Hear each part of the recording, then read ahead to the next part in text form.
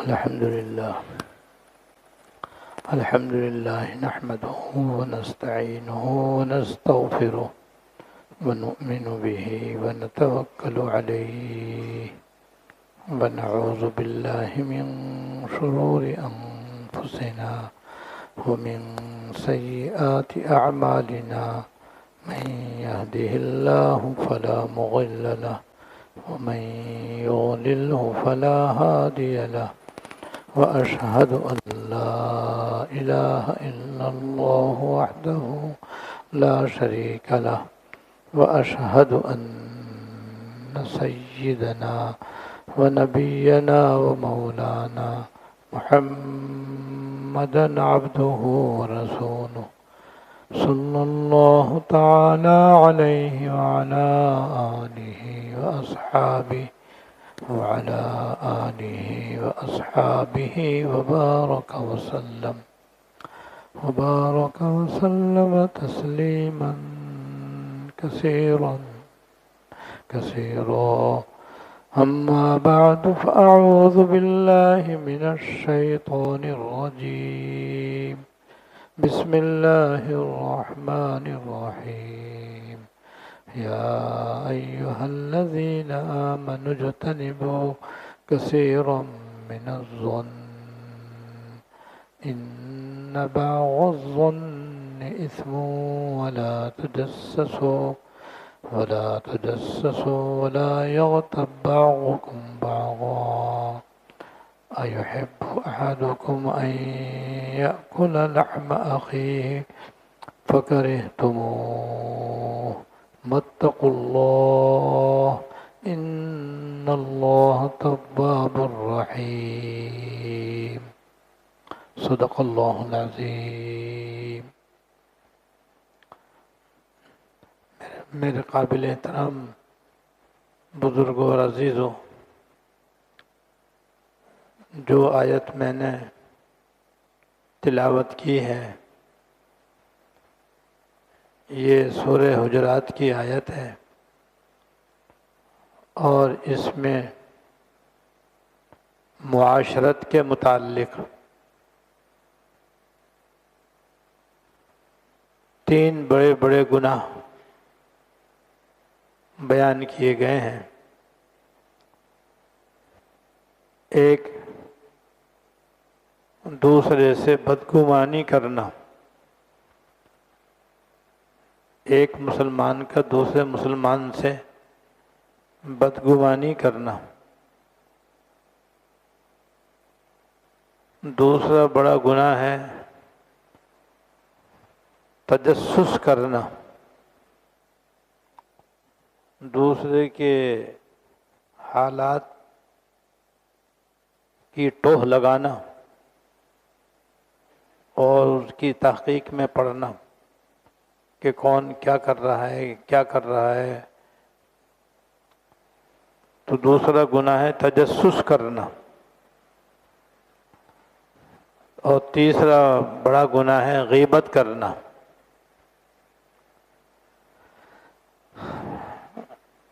ان میں سے غیبت کرنا گناہ بہت زیادہ عام ہے، اس لیے پہلے میں اس کے بارے میں انشاءاللہ تعالی بیان کروں گا، پھر بدگمانی کے متعلق، اس کے بعد پھر تجسس اور ٹوہ لگانے کے متعلق انشاءاللہ تعالی۔ غیبت یہ ہمارے معاشرت سے تعلق رکھتا ہے، یہ معاشرت کے گناہوں میں سے ایک بڑا گناہ ہے۔ یعنی انسان کے ساتھ رہتا ہے، اس رہنے سہنے کو معاشرت کہتے ہیں، اور یہ معاشرت بھی ہمارے دین کا ایک اہم شعبہ ہے۔ اس کے متعلق بھی اللہ تعالیٰ کے احکام ہیں، حلال بھی ہے، حرام بھی ہے، جائز بھی ہے، ناجائز بھی ہے۔ اس کے اندر فرائض و واجبات بھی ہیں اور ممنوعات بھی ہیں جن کو گناہ کہتے ہیں۔ تو اس گناہ کا تعلق معاشرت سے ہے۔ ایک انسان دوسرے انسان کی تعریف بھی کر سکتا ہے، اس کی کوئی خوبی بھی بیان کر سکتا ہے، اس میں کوئی اچھی عادت ہے یا اس کا کوئی اچھا عمل ہے تو وہ یہ بتا سکتا ہے یہ اچھا عمل ہے، یہ اس کی ہمارے اندر عادت ہونی چاہیے کہ ہم دوسرے مسلمان کی، چاہے وہ ہمارے گھر کے افراد ہوں، پڑوس کے افراد ہوں، خاندان کے حضرات ہوں، برادری کے افراد ہوں، ہم ان کی تعریف کرنے کی عادت ڈالیں اور منہ پر تعریف کرنے کے بجائے پیچھے تعریف کرنے کی عادت ڈالیں کہ فلاں کے اندر یہ عادت بہت اچھی ہے، فلاں کا یہ کام بہت اچھا ہے، فلاں کا یہ عمل بہت بہترین ہے، فلاں کے اندر یہ خصلت بہت عمدہ ہے، بہت اعلیٰ ہے، اللہ تعالی ہمیں بھی نصیب کرے۔ یہ ہے دوسرے کی تعریف کرنا۔ منہ پر تعریف کرنا بھی جائز ہے مگر اس کے اندر اعتدال ضروری ہے اور اس کے اندر افراط تفریط منع ہے، لیکن کسی کے پیٹھ پیچھے اس کی اچھائیاں بیان کرنا، اس کی خوبیاں بیان کرنا، یہ بہت اچھی عادت ہے، بہت اچھا عمل ہے۔ یہ اس کے بڑے فوائد ہیں۔ اس سے جب دوسرا آدمی سنتا ہے کہ فلاں نے میری تعریف کی، اس کا دل خوش ہوتا ہے، جس سے محبتیں بڑھتی ہیں، تعلقات اچھے ہوتے ہیں، بجائے بدگمانی کے نیک گمان وجود میں آتا ہے۔ لیکن اس اچھی عادت کا ہمارے یہاں بہت ہی زیادہ فقدان ہے۔ 1,00,000 میں سے اکا دکا کوئی آپ کو ملے گا جو دوسرے کے پیٹھ پیچھے اس کی تعریف کرتا ہوگا۔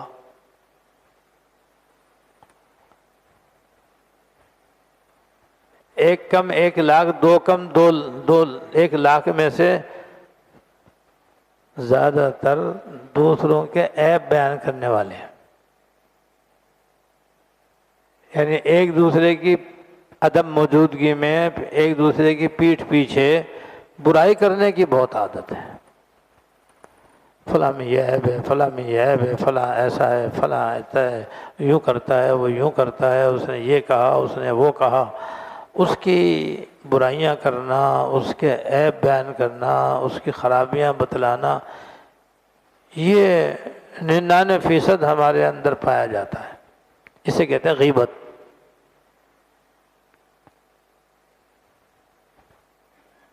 اور یہ عادت اتنی بڑھ چکی ہے کہ جو ہمارے معاشرے میں ظاہراً دیندار کہلاتے ہیں، جن کو عام لوگ بھی دیندار سمجھتے ہیں، وہ تک اس میں مبتلا ہے۔ یعنی ہمارے معاشرے میں روزہ رکھنے والے، یعنی نفلی روزے رکھنے والے، نفلی صدقہ دینے والے، روزانہ تلاوت کرنے والے، روزانہ تسبیحات پڑھنے والے، روزانہ صدقہ خیرات کرنے والے، روزانہ تہجد پڑھنے والے، اشراق چاش پڑھنے والے، روزانہ تلاوت کرنے والے، روزانہ مناجات مقبولی پڑھنے والے، بزرگوں کی صحبت میں بیٹھنے والے، یہ سب دیندار کہلاتے ہیں، نماز روزے کے پابند ہوتے ہیں یہ لوگ۔ یہ بھی 99% اس گناہ کے اندر مبتلا ہے۔ یعنی ایسے دینداروں میں بھی آپ 99 آدمی کو غیبت کرتا ہوا پائیں گے۔ مسجد میں وہ ذکر کر رہے ہوں گے، تسبیح پڑھ رہے ہوں گے، تلاوت کر رہے ہوں گے، دعائیں کر رہے ہوں گے، گھر میں غیبتیں کر رہے ہوں گے۔ حاجی نمازی بھی اس کے اندر آ گئے۔ یہ حالت ہے۔ حالانکہ جیسے شراب پینا حرام ہے، جوا کھیلنا حرام ہے، سٹا کھیلنا حرام ہے، زنا کرنا حرام ہے، سود کھانا حرام ہے، غیبت کرنا بھی حرام ہے۔ یہ جو دیندار کہلاتے ہیں، یہ شراب پیتے ہوئے آپ کو نظر نہیں آئیں گے، نہ گھر میں، نہ گھر سے باہر، نہ آپ کو جوا کھیلتے ہوئے نظر آئیں گے، نہ گھر میں نہ گھر سے باہر، نہ سٹا کھیلتے ہوئے نظر آئیں گے، نہ گھر میں نہ گھر سے باہر، غیبت کرتے ہوئے آپ کو ہر جگہ نظر آئیں گے۔ مسجد تک بھی ان کے غیبت سے محفوظ نہیں ہے۔ یعنی جو دیندار مسجد کے اندر رہتے ہیں، مسجد کی خدمت کرتے ہیں، مسجد کی انتظامیہ کے اندر ہیں یا مسجد کے نمازیوں کے اندر ہیں، وہ تک بھی اس کے اندر مبتلا ہیں۔ وہ تک بھی مبتلا ہیں جو ہر سال باقاعدہ عمرہ کرتے ہیں اور وقت سال بسال وہ حج بھی کرتے رہتے ہیں، لیکن غیبت کے وہ بھی عادی ہیں۔ اس لیے میں نے اس کا انتخاب کیا ہے کہ اس گناہ کے بارے میں بتایا جائے کہ بھئی یہ حرام ہے اور یہ ناجائز ہے اور گناہ کبیرہ ہے، اور قرآن و حدیث میں اس کے بارے میں بڑی سخت سخت وعیدیں آئی ہیں، عذاب آیا ہے، تاکہ ہم اس گناہ سے بچیں۔ کیونکہ ہمارے اور آپ کے یہاں جمع ہونے کا مقصد اپنی اصلاح ہے۔ ہم یہاں اپنی اصلاح کے لیے آتے ہیں۔ جو باتیں سنی جاتی ہیں سنائی جاتی ہیں اپنی اصلاح کی غرض سے سنی اور سنائی جاتی ہیں، تو ہم سن کر کے اپنی اصلاح کریں۔ جو نیک کام کر رہے ہیں وہ کرتے ہی رہیں، انہیں نہ چھوڑیں، لیکن ان حرام کاموں کو چھوڑیں، ان گناہوں سے اپنے آپ کو بچانے کا اہتمام کریں۔ تو کسی مسلمان کی عدم موجودگی میں اس کے پیٹھ پیچھے اس کا کوئی عیب بیان کرنا، اس کی کوئی برائی بیان کرنا، اس کو غیبت کہتے ہیں۔ اور اللہ تعالیٰ نے اس آیت میں جو میں نے تلاوت کی ہے 30 نمبر پر اس کو حرام فرمایا ہے کہ غیبت کرنا حرام ہے، اور اس کی مثال دی ہے جیسے اپنے مردہ گوشت، اپنے مردہ بھائی کا گوشت کھانا حرام ہے، ایسے ہی اپنے مسلمان بھائی کی غیبت کرنا بھی حرام ہے۔ تو جیسے کوئی اپنے مردہ بھائی کا گوشت نہیں کھا سکتا، تو اپنے کسی مسلمان بھائی کی غیبت بھی گوارا نہیں ہونی چاہیے، اور اس سے اپنے منہ کو بند رکھنا چاہیے۔ چنانچہ ایک حدیث میں، اور یہ حضور نے معراج میں اس کا مشاہدہ کیا ہے۔ آپ معراج میں تشریف لے گئے، سب جانتے ہیں کہ حضور کو معراج ہوئی ہے، اللہ تعالیٰ نے قرآن شریف میں اس کا ذکر کیا ہے۔ اس معراج میں آپ نے دنیا کے اہم مقامات کا بھی مشاہدہ کیا، عالم برزخ کی بھی آپ نے سیر کی، آسمانوں پر بھی آپ تشریف لے گئے، 7ویں آسمان پر بھی آپ تشریف لے گئے، اس سے بھی اوپر اللہ جل شانہ کی بارگاہ میں تشریف لے گئے، جنت کی بھی آپ نے سیر فرمائی، جہنم کا بھی آپ نے مشاہدہ فرمایا۔ تو جب آپ عالم برزخ میں گئے تو وہاں آپ نے یہ مشاہدہ کیا کہ کچھ لوگوں کو دیکھا کہ ان کے ناخن تانبے کے ہیں، ان کے ناخن تانبے کے ہیں، بہت ہی نوکیلے، یعنی نوکدار اور دھاردار، اور وہ ان اپنے ناخنوں سے اپنے چہرے کے گوشت کو نوچ رہے ہیں، جس کی وجہ سے ان کا چہرہ لہو لہان ہو گیا ہے، اور کھرچ کھرچ کے انہوں نے سارا گوشت نکال دیا، تو اب ہڈیاں ہی ہڈیاں اس کے چہرے کے اندر ہیں۔ تو اب انسان کے چہرے میں گوشت نہ ہو، کھال نہ ہو، صرف ہڈیاں ہوں، تو کتنا خوفناک معلوم ہوتا ہے، اللہ بچائے۔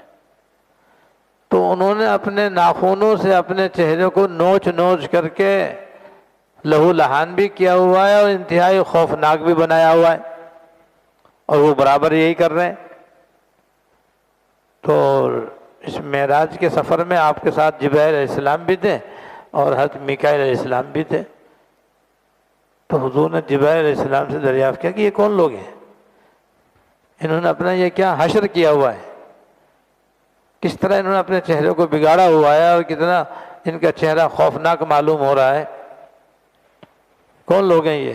فرمایا یہ غیبت کرنے والے ہیں، جو غیبت کر کے دوسروں کی بے آبروئی کرتے ہیں۔ اب اندازہ کرو، یہ آپ نے اپنی آنکھوں سے مشاہدہ کیا ہے کہ غیبت کا یہ وبال ہے، غیبت کا یہ عذاب ہے۔ اب چاہے کتنا ہی وہ تہجد گزار ہو، کتنا ہی اشراق چاش کا پابند ہو، اس گناہ کا یہ وبال اپنی جگہ پر آ کے اگر توبہ نہیں کرے گا، اور جس کی غیبت کی اگر اس کو پتہ چل گیا اور اس سے معافی نہیں مانگے گا تو معاف نہیں ہوگا اس کا گناہ، سزا ملے گی اس کی۔ تو بھی تہجد بھی پڑھو، اشراق بھی پڑھو، چاش بھی پڑھو، تلاوت بھی کرو، تسبیح بھی پڑھو، دعا بھی کرو، صدقہ خیرات بھی کرو، غیبت سے بھی بچو۔ اور عالم برزخ کا بھی ایک واقعہ حدیث میں آتا ہے، حضرت عبداللہ بن عباس رضی اللہ تعالیٰ عنہ سے مروی، وہ فرماتے ہیں کہ ہم لوگ حضور کے ساتھ ایک سفر میں تھے، تو 2 قبروں کے پاس سے آپ کا گزر ہوا، 2 قبروں کے پاس سے آپ گزرے۔ اللہ تعالیٰ نے قبر والوں کا حال حضور پر منکشف فرما دیا۔ آپ نے ان کا حال بتلایا کہ یہ جو 2 قبریں ہیں، ان قبروں کے اندر جو لوگ مدفون ہیں ان کو عذاب ہو رہا ہے، قبر کے اندر ان کو عذاب ہو رہا ہے۔ اور پھر فرمایا کہ یہ عذاب کسی بہت بڑے گناہ کی وجہ سے نہیں، بلکہ ایسے گناہوں سے جن سے بچنا بہت ہی آسان تھا، جن سے بچنا آسان تھا، لیکن انہوں نے اس کے باوجود ان سے بچنے کا اہتمام نہیں کیا، اس کی وجہ سے ان کو قبر کے اندر عذاب ہو رہا ہے۔ فرمایا ان میں سے ایک تو وہ شخص ہے جو پیشاب کی چھینٹوں سے اپنے آپ کو نہیں بچاتا تھا، پیشاب کرتے وقت پیشاب کی چھینٹیں اس کے جسم پر، کپڑوں پر پڑتی رہتی تھی، پرواہ نہیں کرتا تھا۔ تو پیشاب کی چھینٹوں سے نہ بچنے کی وجہ سے اس کو قبر کے اندر عذاب ہو رہا ہے۔ حالانکہ چھینٹوں سے، پیشاب کی چھینٹوں سے بچنا کوئی مشکل نہیں ہے، اکثر و بیشتر آدمی بچتے ہی ہیں۔ ہاں، جو بے احتیاطی سے پیشاب کرے گا تو پیشاب کی چھینٹیں اس کے جسم پر، کپڑوں پر آ سکتی ہیں، جس کی بھی میں وضاحت کرتا ہوں انشاءاللہ۔ اور دوسرا وہ ہے جو غیبت کرتا تھا، دوسرا وہ ہے جو چغلی کھاتا تھا، دوسرا وہ ہے جس کو عذاب ہو رہا ہے، چغلی کھانے کی وجہ سے عذاب ہو رہا ہے۔ ان 2 باتوں کی وجہ سے ان کو عذاب ہو رہا ہے، ان 2 گناہوں کی وجہ سے ان کو عذاب ہو رہا ہے، جبکہ ان دونوں گناہوں سے بچنا کچھ بھی مشکل نہ تھا۔ اب میں ذرا سے اس کی وضاحت کرتا ہوں تاکہ ہم لوگ جو ہیں ان دونوں گناہوں سے بچنے کا اہتمام کریں۔ تو وہ پیشاب کرنے کی 3 صورتیں ہیں۔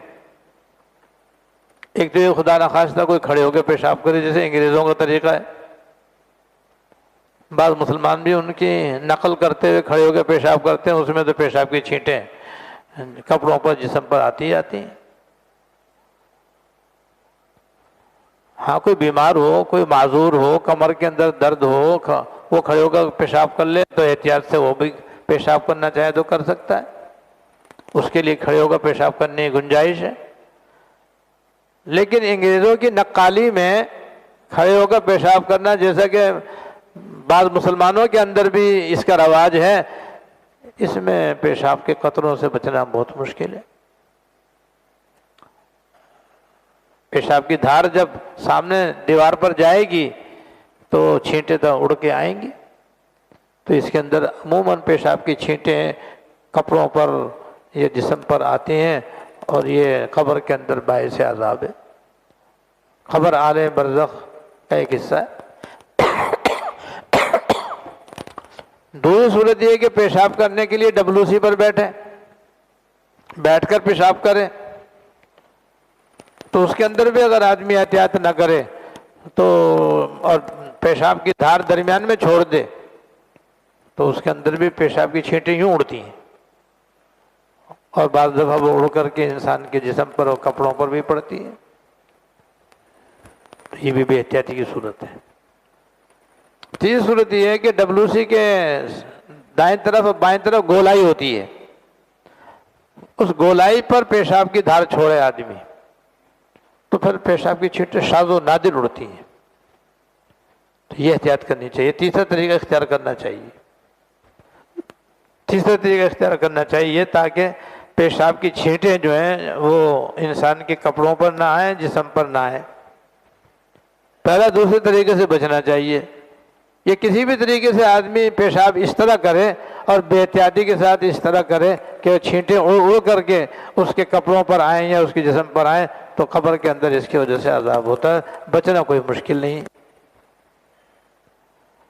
اسی لیے حضور صلی اللہ علیہ وسلم کی سفر میں یہ سنت ہوتی تھی کہ جب آپ استنجا کرنے کے لیے تشریف لے جاتے تھے، ایک تو آپ دور تشریف لے جاتے تھے، قریب میں ہی نہیں بیٹھ جاتے تھے، کیونکہ یہ خلاف مروت بات ہے کہ جہاں ساتھی بیٹھے ہوئے ہیں وہیں بیٹھ کر کے پیشاب کر رہا ہے، چاہے اوٹ میں کر رہا ہے، دور تشریف لے جاتے تھے اور پھر کسی درخت کی آڑ میں آپ استنجا کرتے تھے، لیکن اس کے لیے جگہ نرم تلاش کرتے تھے۔ زمین سخت بھی ہوتی ہے، نرم بھی ہوتی ہے۔ اگر زمین پتھریلی ہوگی یا سیمنٹ والی ہوگی یا پکی ہوگی یا پتھر والی ہوگی، لازماً وہاں پیشاب کی چھینٹیں اڑیں گی اور وہ اڑ کر کے جسم پر بھی آئیں گے، کپڑوں پر بھی آئیں گے۔ تو ایسی جگہ سے آپ پرہیز کرتے تھے، ہمیں بھی پرہیز کرنا چاہیے، نرم زمین تلاش کرنی چاہیے۔ اور نرم زمین میں یہ خاصیت ہوتی ہے کہ پیشاب کرنے سے وہ دھار اندر چلی جاتی ہے، چھینٹیں نہیں اڑتی وہاں پر، پیشاب کی چھینٹیں اڑتی نہیں ہیں، کپڑوں پر جسم پر آتی نہیں ہیں۔ تو آپ کا یہ معمول ہوتا تھا سفر میں استنجا کرنے کے لیے، وہی طریقہ ہمیں اختیار کرنا چاہیے۔ تو سفر میں ہو یا حضر میں ہو، گھر میں ہو، جہاں بھی ہو، پیشاب کرنے میں اس بات کی احتیاط کرنی چاہیے کہ پیشاب کی چھینٹیں ہمارے کپڑوں پر نہ آئیں، ہمارے جسم پر نہ آئیں۔ اگر ایسا کریں گے تو انشاءاللہ پیشاب کی چھینٹوں سے بچنا کوئی مشکل نہیں ہے، اور نہیں احتیاط کریں گے اور پیشاب بے احتیاطی کی وجہ سے ہمارے جسم کپڑوں پر آئے گا تو یہ قبر کے اندر باعث عذاب ہے۔ اللہ بچا، حضور نے خود قبر کے اندر ان کو عذاب ہوتے ہوئے دیکھا اور آپ نے ارشاد فرمایا۔ اور دوسرا چغلی، چغلی کھانے سے بھی آدمی کو قبر کے اندر عذاب ہوتا ہے۔ چغلی غیبت سے بڑھ کر ہے۔ غیبت کا تو میں نے ابھی بتلایا کہ اس کا مطلب ہوتا ہے کہ دوسرے کی عدم موجودگی میں اسے کوئی نہ کوئی عیب آدمی بیان کرے، اس کی کوئی نہ کوئی برائی بیان کرے، اسے کہتے ہیں غیبت۔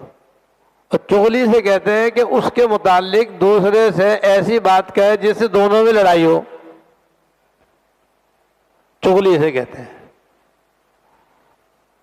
کہ دو آدمی ہیں، ان کی مثلا دوستی ہے، اب یہ ایک کی طرف سے دوسرے کے پاس جا کر کہتا ہے یار وہ تو تیرا خون کا پیاسا ہے، خود یہ کہتا ہے کہ میں اس کو عن قریب